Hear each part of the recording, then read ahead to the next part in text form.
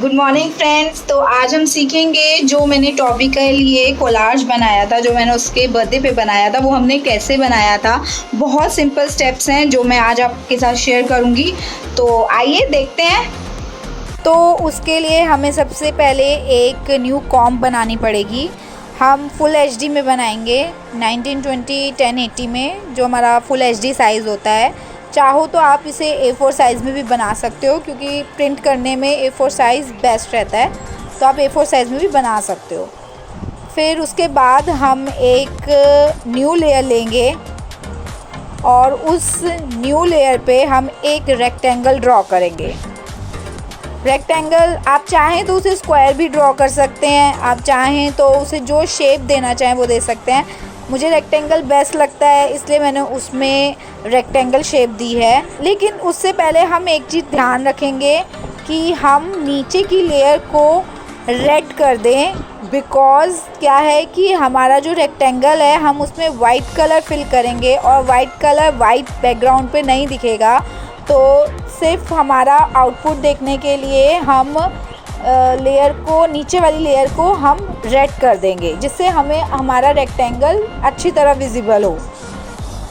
जब हम यहाँ पे रेक्टेंगल ड्रॉ कर देंगे, देन उसके बाद हम इसमें ड्रॉप शेडो इफ़ेक्ट डालेंगे, जो कि हमें मिलता है इफ़ेक्ट में जाके, स्टाइलाइज में जाके ड्रॉप शेडो, और फिर हम ड्रॉप शेडो को एडजस्ट करेंगे। उससे पहले हमें ध्यान रखना है कि हम प्रीव्यू पे क्लिक करें, जिससे हमें पता चलता रहे कि हम किस वे में जा रहे हैं, सही वे में जा रहे हैं, सही इफ़ेक्ट हम सही तरह अप्लाई कर पा रहे हैं या नहीं कर पा रहे हैं।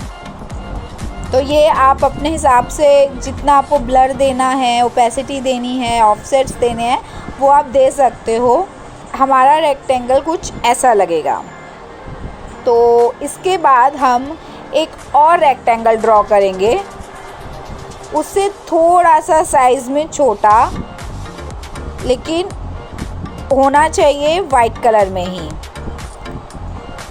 देन अब हम एक और लेयर लेके वो इमेज कॉपी कर लेंगे जो हम चाहते हैं कि वो फ्रेम के अंदर आए। चाहे तो आप Ctrl+C Ctrl+V कर सकते हैं, या फिर जहाँ पर आपकी इमेज है वहाँ से आप उसे ड्रॉप डाउन कर सकते हैं। मैंने यहाँ पे Ctrl+C + Ctrl+V का अप्लाई किया है, लाइक कॉपी पेस्ट। एंड या मेरे को ये लेयर ये चाहिए, टॉबी की ये वाली इमेज चाहिए, तो मैं इस वाली इमेज को, जो मेरा छोटे वाले रेक्टेंगल वाली लेयर है, उसके नीचे रखूँगी, जिससे मैं उसे क्लिपिंग मास्क बना सकूं। क्लिपिंग मास्क इज़ लाइक जहाँ पे जितना आप चाहते हो, जितने एरिया में आपकी फ़ोटो आए उतने ही एरिया में आपकी फ़ोटो आएगी, उससे ज़्यादा एरिया में नहीं आएगी। लेयर 5 और लेयर 4 को एक साथ सेलेक्ट करके हम करेंगे Ctrl+7, और मैक के लिए है Command 7। उससे हमारा क्लिपिंग मास्क बन जाएगा।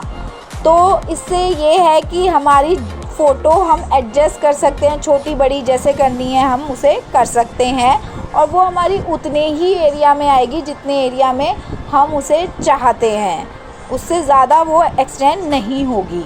इफ़ यू वांट कि आपका जो रेक्टेंगल है उसको आपको थोड़ा एडजस्ट करना है कि वो छोटा बड़ा हो, या जैसे भी आपको कॉर्नर उसके थोड़े पतले रखने हैं, तो उसके बाद भी आप अपने रेक्टेंगल को छोटा बड़ा कर सकते हैं। चाहे जो आपने मास्क बनाया है उसको भी आप सेलेक्ट कीजिए, और आप जितना कम करेंगे उतने ही एरिया में फ़ोटो आएगी। लाइक जैसे मैं यहाँ पे एडजस्ट कर रही हूँ, मुझे इतने एरिया में फ़ोटो चाहिए और मेरा ये एरिया बाहर निकल रहा है, तो मैं लेयर 4 को सेलेक्ट करके और स्मॉल कर दूँगी, जिससे चारों तरफ मेरा बराबर आए, और ये हमारा बन जाएगा कुछ इस तरह। अब हम सीखेंगे जो मैंने ये स्मॉल फ़ोटोग्राफ्स डाली हैं वो मैंने कैसे बनाई हैं, और जो ये इसमें हमारा एक ओवल और एक राउंड इफ़ेक्ट आ रहा है वो कैसे आ रहा है। तो आइए अब हम वो सीखते हैं। तो उसके लिए हमें सेम प्रोसेस फॉलो करना है। It's very simple. जैसे कि हम चाहे तो इसे इसी कॉम्प में बना सकते हैं, अदरवाइज़ हम दूसरी कॉम्प भी ले सकते हैं। सेम प्रोसेस है। न्यू कॉम्प लेंगे, उसमें हम एक स्क्वायर ड्रॉ करेंगे इस बार। और स्क्वायर ड्रॉ ये करा हमने, वाइट कलर मैं फिल कर रही हूँ, चाहे तो आप जो कलर देना चाहें आप दे सकते हैं। उसके बाद हम एक और लेयर लेके एक और स्क्वायर ड्रॉ करेंगे और उसके बाद हम कंट्रोल C से जो फ़ोटो हमें चाहिए वो हम वहाँ पे पेस्ट कर देंगे। लाइक मेरे को सिर्फ इतना पार्ट चाहिए था और फ़ोटो थी मेरी कुछ इतनी, तो वो एडजस्ट हमारी ऐसे होएगी कुछ इतनी बड़ी, और मुझे इसमें सिर्फ मेरा और टॉबी का पार्ट चाहिए और ज़्यादा नहीं चाहिए। तो उसके लिए हम करेंगे, इस फ़ोटो को सेलेक्ट किया हमने, यहाँ पे एक पेस्ट कर दी। उसके बाद हम बोथ लेयर 2 एंड लेयर 3 को एक साथ सेलेक्ट करके, तो हमने दोनों लेयर 3 और 2 को सेलेक्ट कर लिया और हमें अब प्रेस करना है कंट्रोल 7। बट ये एरर दे रहा है, can't make clipping mask, the top selected object must be a path.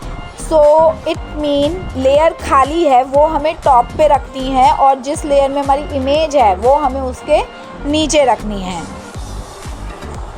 उसके बाद हम फिर दोबारा दोनों को सेलेक्ट करेंगे और कंट्रोल 7 करेंगे।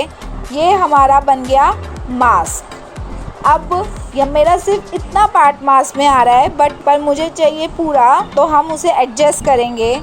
आप इसमें अगर स्केल इसका छोटा बड़ा करते हैं, इसमें ये होता है कि आपकी इमेज ख़राब नहीं होती है।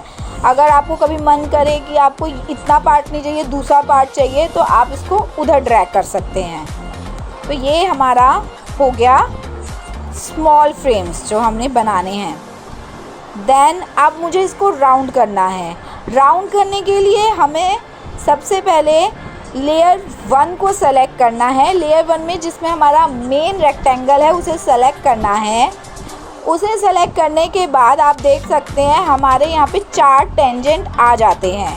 इन 4 टेंजेंट के साथ जो हमारे 4 पॉइंटर्स आ रहे हैं हमें उसे सेलेक्ट करना है। एक को आप सेलेक्ट कीजिए और जब आपके पास ये राउंड वाला आइकन आ जाए, देन इसको आप नीचे की तरफ खींचिए। आपको जितना राउंड देना है आप उसे दे सकते हैं। इलस्ट्रेटर का ये फ़ायदा होता है कि आप एक कॉर्नर में जो चीज़ करेंगे वही चीज़ आपकी चारों कॉर्नर में अप्लाई हो जाएगी।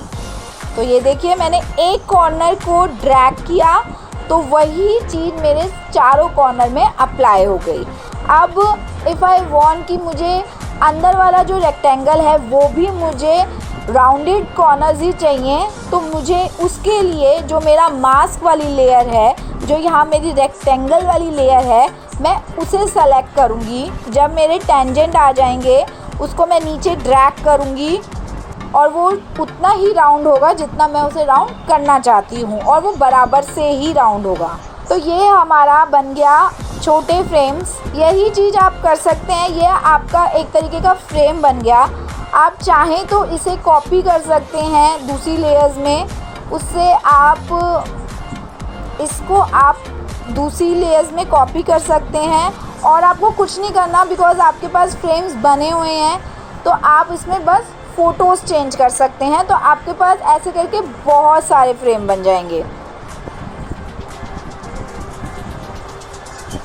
और चाहें और अगर आपको लगता है कि आपको उसको स्ट्रेट नहीं रखना, थोड़ा सा टेल्ट या राउंड करना है, तो आप उससे वही प्रोसीजर फॉलो कर सकते हैं। सेलेक्ट कीजिए और इसे आप जैसे चाहें वैसे रोटेट कर सकते हैं। तो यही मैंने किया है। जैसे कि आप देख सकते हैं एक तरीके से मैंने एक बंच ऑफ फ़ोटोज़ बना ली थी और मैंने वही अलग अलग जगह कॉपी पेस्ट कर दी थी, जिससे वो बहुत सारी फिल हो गई एक साथ। ये आप चाहे तो छोटी छोटी कर सकते हैं, मैंने उसको थोड़ी बड़ी रखी थी। तो अब हम सीखते हैं जो मैंने टेक्स्ट लिखा है वो मैंने कैसे लिखा है। तो सबसे पहले मैंने एक शेप लेयर से स्टार्स बनाए हैं और फिर मैंने वही शेप लेयर से हार्ट्स बनाए हैं।